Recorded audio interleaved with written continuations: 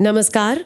आज हम एक बहुत ही दिलचस्प विषय पर बात करने वाले हैं, ईसाई शिष्यत्व, और इसके लिए एक खास पाठ्यक्रम है डिसाइपलशिप एवेंजलिज्म। हाँ, ये एंड्रू वोमैक और डॉन क्रो का लिखा हुआ है और इसी से जुड़ी एक किताब भी है, फाउंडेशंस ऑफ ग्रेस। बिल्कुल।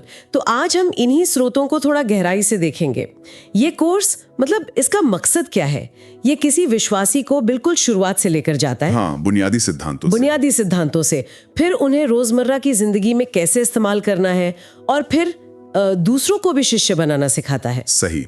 इसमें 3 लेवल हैं, लेवल 1, लेवल 2, लेवल 3। हाँ, लेवल 1 जैसे नींव है, लेवल 2 व्यावहारिक बातों पर, और लेवल 3 सेवकाई या कह सकते हैं मिशन पर। तो ये उन सब के लिए है जो अपने विश्वास को सिर्फ जानना नहीं चाहते, बल्कि उसे जीना और दूसरों तक पहुंचाना भी चाहते हैं। हाँ, ये वाकई एक बहुत ही व्यवस्थित तरीका है। मतलब ये सिर्फ जानकारी देना नहीं है, ये एक तरह का नक्शा है, एक रोड मैप कि कोई कैसे विश्वास में आगे बढ़ सकता है। शुरुआती भरोसे से लेकर एक ऐसे मजबूत विश्वास तक जिसे वो दूसरों के साथ भी बांट सके। ये असल में बदलाव का एक खाका है। तो चलिए शुरू करते हैं लेवल 1 से। ये नींव पर है ईश्वर, उनका अनुग्रह और हमारी पहचान। पहली बात जो ये स्रोत बहुत जोर देकर कहते हैं वो है कि ईश्वर का जो मूल स्वभाव है वो प्रेम है। हाँ, 1 यूहन्ना 4:8। बिल्कुल साफ। कई बार पुराने नियम को पढ़कर ऐसा लगता है कि ईश्वर शायद थोड़े कठोर थे। हाँ, ये सवाल उठता है। पर यहाँ तर्क ये दिया गया है कि वो कठोरता असल में ईश्वर के गुस्से का प्रतिबिंब नहीं थी। वो एक तरीका था पाप की गंभीरता को दिखाने का। अच्छा, और ये बताने का कि हमें एक उद्धारकर्ता की जरूरत क्यों है। और एक दिलचस्प बात रोमियो 5:13 से भी आती है। हाँ, वो क्या है? कि जब तक मूसा को व्यवस्था नहीं मिली थी तब तक लोगों के पापों का वैसा लेखा जोखा नहीं रखा जाता था। ये थोड़ा अलग नजरिया है। ये तो सोचने वाली बात है। और इसी से जुड़ा है धार्मिकता और अनुग्रह का विषय। ये कोर्स का बहुत अहम हिस्सा लगता है। हाँ, बिल्कुल। स्रोत ये साफ करते हैं कि ईश्वर की नजर में सही होना मतलब धार्मिकता, ये कोई ऐसी चीज नहीं है जिसे हम अपनी कोशिशों से कमा सकें। नहीं, बिल्कुल नहीं। ये एक तोहफा है, विश्वास से मिलता है। रोमियो 3:22, 5:17 ये सब इसी पर जोर देते हैं। तो फर्क क्या है, मतलब अपनी कोशिश वाली धार्मिकता और ईश्वर वाली धार्मिकता में? हाँ, ये बहुत बड़ा फर्क है। एक है हमारी अपनी इंसानी कोशिशों वाली धार्मिकता जो हमेशा अधूरी रहती है, और दूसरी है ईश्वर की तरफ से मिलने वाली सिद्ध धार्मिकता जो एकदम मुफ्त है। मुफ्त। और गलातियों 2:21 में तो यहाँ तक कहा गया है कि अगर हम अपनी कोशिशों से सही बनने की सोचते हैं तो हम ईश्वर के अनुग्रह को, उनके मुफ्त तोहफे को एक तरह से व्यर्थ कर रहे हैं, उसका अपमान कर रहे हैं। ये तो बहुत शक्तिशाली बात है। अच्छा, फिर उद्धार और अनंत जीवन के बारे में क्या? आमतौर पर हम सोचते हैं अनंत जीवन मतलब हमेशा जिंदा रहना। हाँ, पर स्रोत कहते हैं कि उससे कहीं ज्यादा गहरा है। यूहन्ना 17:3 के मुताबिक अनंत जीवन का असली मतलब है ईश्वर को जानना, उन्हें गहराई से जानना, उनके साथ एक रिश्ता। और ये भविष्य में नहीं, ये भविष्य के लिए इंतजार नहीं करता। 1 यूहन्ना 5:12 कहता है कि जिसके पास पुत्र है उसके पास जीवन है, मतलब अभी से, इसी पल से। वाओ! और ये सब जुड़ा है उस नई पहचान से जो एक विश्वासी को मिलती है। हाँ, बिल्कुल। 2 कुरिन्थियों 5:17 कहता है कि वो एक नई सृष्टि बन जाता है, पूरी तरह से नया। और ये किस लेवल पर होता है? क्योंकि इंसान के तो 3 हिस्से बताए गए हैं, आत्मा, प्राण, शरीर। सही। 1 थिस्सलुनीकियों 5:23। तो स्रोत कहते हैं कि ये बदलाव आत्मा के लेवल पर होता है। उद्धार के पल में व्यक्ति की आत्मा पूरी तरह से नई, सिद्ध और पवित्र बना दी जाती है। इफिसियों 4:24 में भी इसका जिक्र है। तुरंत मतलब उसी वक्त। हाँ, उसी वक्त वो सिद्ध हो जाती है। बाकी की जो हमारी ईसाई जिंदगी है वो असल में अपने मन को, यानी हमारी सोच, भावनाओं, इच्छाओं को अपने इस नए आध्यात्मिक सच्चाई के साथ अलाइन करने के बारे में है, उसे बदलने के बारे में है। समझ गई। तो ये तो हुई नींव, ईश्वर का प्रेम, अनुग्रह, नई पहचान। अब इस पर प्रतिक्रिया क्या होनी चाहिए? लेवल 1 में पश्चाताप, प्रतिबद्धता, बपतिस्मा की भी बात है। पश्चाताप को कैसे समझाया गया है? हाँ, पश्चाताप को सिर्फ सॉरी बोलने से कहीं ज्यादा बताया गया है। ये सोच और दिशा में एक बुनियादी बदलाव है, मतलब मन और दिल का ऐसा परिवर्तन जो हमें गलत रास्ते से हटाकर सही रास्ते पर ले आए। जैसे वो उड़ाऊ बेटे की कहानी।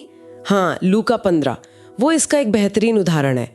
वो सिर्फ दुखी नहीं हुआ, उसने फैसला किया और घर वापस आया, एक्शन लिया, और लूका 13:5 कहता है कि ये बदलाव जरूरी है और प्रतिबद्धता, यीशु के पीछे चलने की कीमत।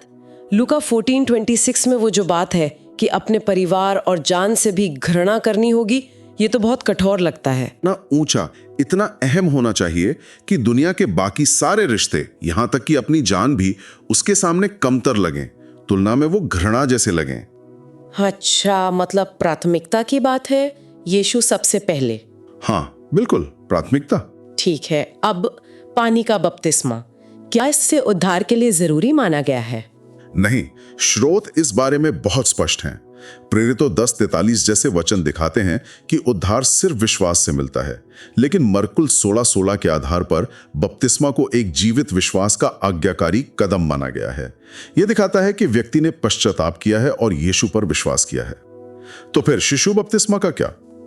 इसी तर्क के आधार पर स्रोत कहते हैं कि शिशु बपतिस्मा इस मॉडल में फिट नहीं बैठता, क्योंकि एक शिशु न तो पश्चाताप कर सकता है, न ही सचेत रूप से विश्वास कर सकता है। बपतिस्मा के लिए ये दोनों चीजें पहले जरूरी हैं। ठीक है, तो लेवल 1 का आखिरी हिस्सा है सशक्तिकरण, पवित्र आत्मा और परमेश्वर की भूमिका।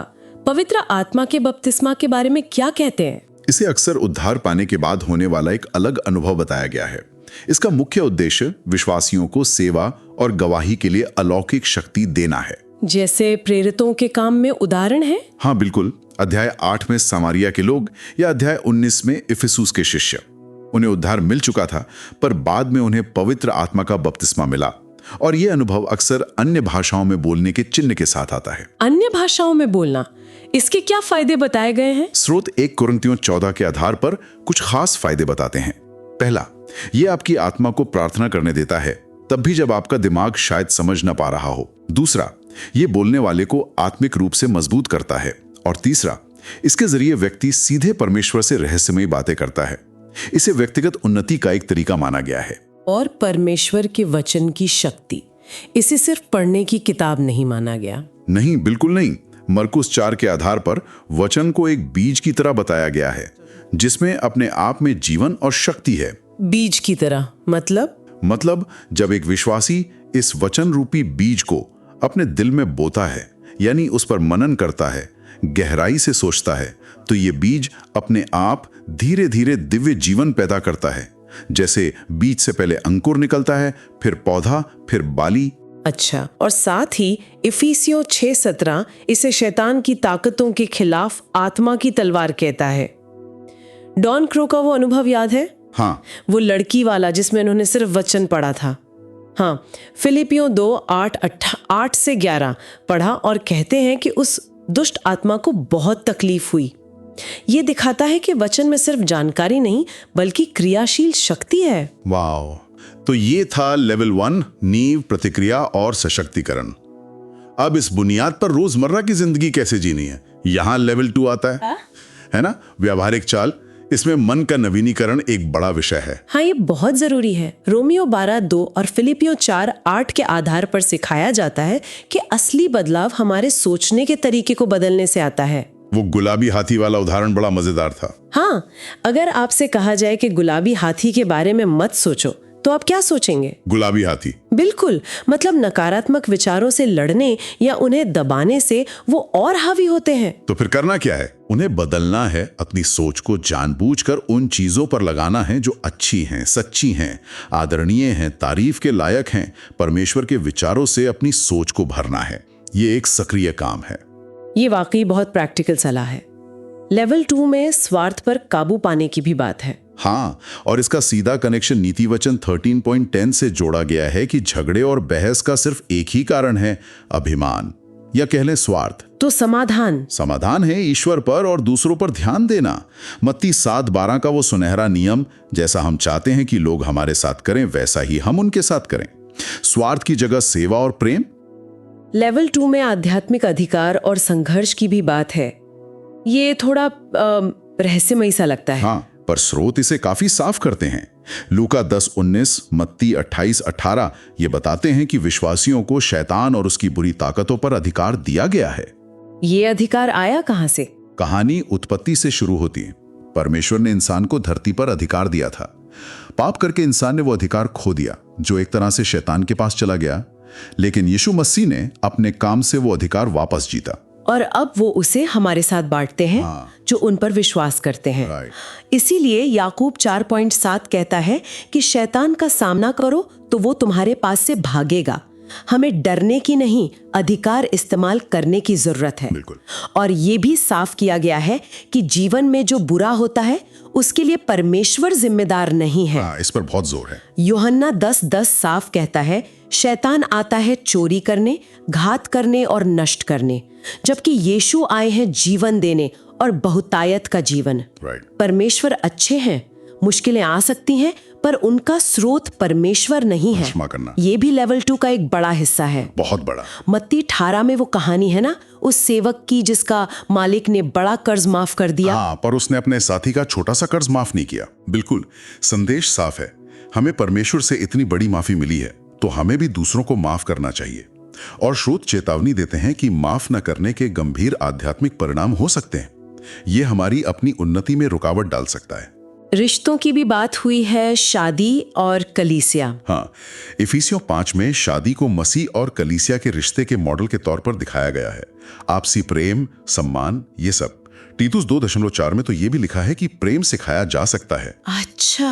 और 1 पतरस 3.7 कहता है कि अगर पति पत्नी के बीच सही रिश्ता नहीं है तो उनकी प्रार्थनाओं में भी रुकावट आ सकती है। और कलीसिया वो सिर्फ एक बिल्डिंग नहीं है। नहीं, बिल्कुल नहीं। कलीसिया यानी एक्लेसिया, बुलाए गए लोगों का समूह। ये विश्वासियों का एक सक्रिय समुदाय है। 1 कुरिन्थियों 12 और 14 बताते हैं कि हर सदस्य को परमेश्वर की तरफ से खास योग्यताएं यानी आत्मिक वरदान मिलते हैं। वरदान जैसे सिखाना, सेवा करना, अगुए होना, चंगाई करना, भविष्यवाणी करना, अन्य भाषाएं बोलना, बहुत सारे हैं। और इनका मकसद है एक दूसरे की सेवा करना और कलीसिया को मजबूत बनाना। ये टीम वर्क है। क्या सिखाया गया है? स्रोत 3 यूहन्ना 2 और 2 कुरिन्थियों 9.8 जैसे वचनों का हवाला देते हुए कहते हैं कि परमेश्वर चाहते हैं कि उनके लोग समृद्ध हों, लेकिन स्वार्थ के लिए नहीं। तो फिर किस लिए? ताकि वे दूसरों के लिए आशीष बन सकें, ताकि हर अच्छे काम के लिए उनके पास बहुतायत हो और वे उदारता से दे सकें। 2 कुरिन्थियों 8.8 कहता है कि देना हमारे प्रेम को साबित करता है। और वो नीति वचन वाली बात, गरीबों को देना, परमेश्वर को उधार देना है। नीति वचन 19.17 ये एक बहुत ही अनोखी बात है। दिखाता है कि परमेश्वर देने वाले हृदय को कितना महत्व देते हैं। तो ये था लेवल 2, विश्वास को रोजमर्रा की जिंदगी में उतारना। अब आता है लेवल 3, मिशन और सेवकाई। यहाँ सबसे ज्यादा जोर किस पर है? सबसे ज्यादा जोर है शिष्य बनाने पर। यह बहुत महत्वपूर्ण है। मत्ती 28:19-20 में यीशु का आदेश सिर्फ लोगों को ईसाई बनाना नहीं था, बल्कि उन्हें शिष्य बनाना था। ऐसे अनुयायी जो यीशु की सारी आज्ञाएं मानना सीखें और फिर वे भी दूसरों को सिखाएं। ये एक चेन रिएक्शन जैसा है। और स्रोत कहते हैं कि ये तरीका बड़े बड़े जलसों से ज्यादा कारगर है। यहाँ एक गणितीय तर्क दिया गया है। अगर एक व्यक्ति साल में सिर्फ एक और को शिष्य बनाता है और वो नया शिष्य भी अगले साल यही करता है, तो सोचिए संख्या कैसे बढ़ेगी। 1 से 2, 2 से 4, 4 से 8, ये गुणात्मक वृद्धि है। जबकि बड़े आयोजनों में शायद बहुत लोग फैसला लेते हैं। पर अगर उन्हें व्यक्तिगत रूप से फॉलो अप करके शिष्य नहीं बनाया जाता तो वृद्धि सिर्फ जुड़ती है, गुणा नहीं होती।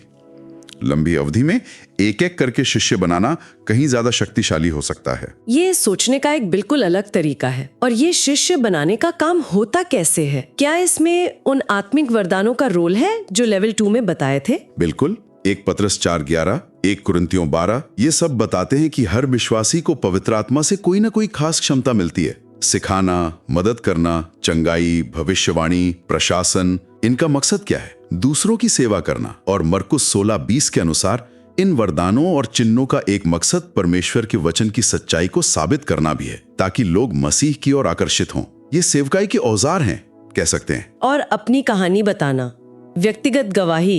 इस पर भी बहुत जोर है। प्रेरित पौलुस ने बार बार बताया कि कैसे उसका जीवन बदला। टॉन कुरोबी अपने अनुभव बताते हैं। अपनी कहानी साझा करना कि आप पहले कैसे थे, यीशु से कैसे मिले और अब क्या फर्क आया है, ये लोगों से जुड़ने का एक बहुत शक्तिशाली तरीका है। सिद्धांतों से ज्यादा असरदार। अक्सर क्योंकि ये व्यक्तिगत होता है, सच्चा होता है। ये दिखाता है कि विश्वास सिर्फ थ्योरी नहीं बल्कि जीने का तरीका है। अब कुल मिलाकर ये डिसाइपलशिप इवेंजलिज्म पाठ्यक्रम एक पूरा पैकेज लगता है। हाँ, ये विश्वास की यात्रा का एक पूरा नक्शा है, अनुग्रह और पहचान को समझने से शुरू करके पवित्र आत्मा से शक्ति पाने, व्यवहारिक जीवन जीने और आखिर में दूसरों को शिष्य बनाने के मिशन में शामिल होने तक। ये सिर्फ जानकारी लेना नहीं है। नहीं, बिल्कुल नहीं। ये एक परिपक्व, फलदायी और क्या कहते हैं रिप्रोड्यूसिबल विश्वास में बढ़ने के बारे में है। ऐसा विश्वास जो दूसरों में भी पैदा हो सके। तो ये थी हमारी आज की चर्चा डिसाइपलशिप, इवेंजलिज्म और फाउंडेशंस ऑफ ग्रेस पर। हमने देखा कि कैसे ये ईश्वर के प्रेम और मुफ्त के अनुग्रह की नींव से शुरू होता है। हाँ, फिर नई पहचान में चलना, पवित्र आत्मा से ताकत पाना, व्यवहारिक जीवन जीना और अंत में दूसरों को शिष्य बनाने के मिशन को अपनाना। ये वाकई विश्वास में गहराई तक जाने का एक बहुत ही संरचित और व्यापक तरीका है। एक दिन चर्च जाना भर है। नहीं, ये एक लगातार चलने वाली यात्रा है। बिल्कुल, एक गहरी प्रतिबद्धता, परमेश्वर और दूसरों के साथ एक सक्रिय रिश्ता। ये किसी भी तरह की निष्क्रियता या सिर्फ नाम के विश्वास को नकारता है। और यहीं से हमारे सुनने वालों के लिए एक विचार आता है, अगर शिष्य बनाना इतना जरूरी है और जैसा याकूब कहता है कि बिना कामों का विश्वास मरा हुआ है और ये सब एक लगातार चलने वाली प्रक्रिया होनी चाहिए, तो किसी के लिए अपने विश्वास को सिर्फ एक दिमागी सहमति या एक पुरानी घटना मानने के बजाय रोजमर्रा की जिंदगी में एक अभ्यास के तौर पर जीने का असल में क्या मतलब है? ये पाठ्यक्रम हमारे विश्वास के प्रति शायद कभी-कभी होने वाले थोड़े सुस्त या सतही रवैये को कैसे चुनौती देता है, इस पर सोचने के लिए काफी कुछ है।